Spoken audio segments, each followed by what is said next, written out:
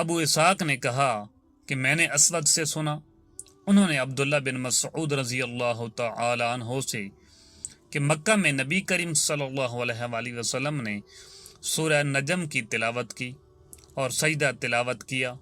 آپ کے پاس جتنے آدمی تھے، مسلمان اور کافر، ان سب نے بھی آپ کے ساتھ سجدہ کیا۔ البتہ ایک بوڑھا شخص امیہ بن خلف اپنے ہاتھ میں کنکری یا مٹی اٹھا کر اپنی پیشانی تک لے گیا اور کہا میرے لیے یہی کافی ہے۔ میں نے دیکھا کہ بعد میں وہ بوڑھا کافر ہی رہ کر مارا گیا۔ صحیح بخاری حدیث نمبر 1067۔ سفیان ثوری نے بیان کیا، انہوں نے سعد بن ابراہیم بن عبد الرحمن بن عوف سے بیان کیا، ان سے عبد الرحمن بن حرمز عرج نے، ان سے ابو ہریرہ رضی اللہ تعالی عنہ نے کہ نبی کریم صلی اللہ علیہ وآلہ وسلم جمعہ کے دن فجر کی نماز میں الف لام میم تنزیل و سجدہ اور هل اتى علی الانسان سورۃ دہر پڑھا کرتے تھے۔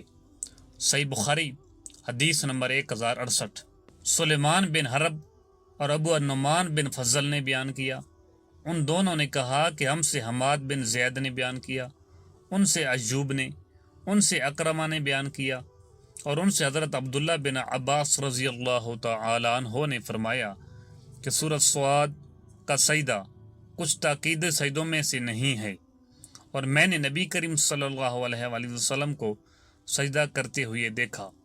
صحیح بخاری حدیث نمبر 1069۔ شعبہ نے ابو اسحاق سے بیان کیا، ان سے اسود نے، ان سے عبداللہ بن مسعود رضی اللہ تعالی عنہ نے کہ نبی کریم صلی اللہ علیہ وآلہ وسلم نے سورہ نجم کی تلاوت کی اور اس میں سجدہ کیا۔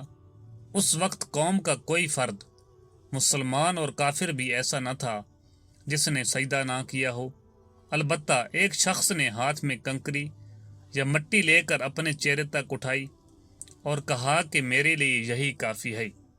عبداللہ بن مسعود رضی اللہ تعالی عنہ نے کہا بعد میں نے دیکھا کہ وہ کفر کی حالت میں قتل ہوا، یہ امیہ بن خلف تھا۔ صحیح بخاری حدیث نمبر 1070۔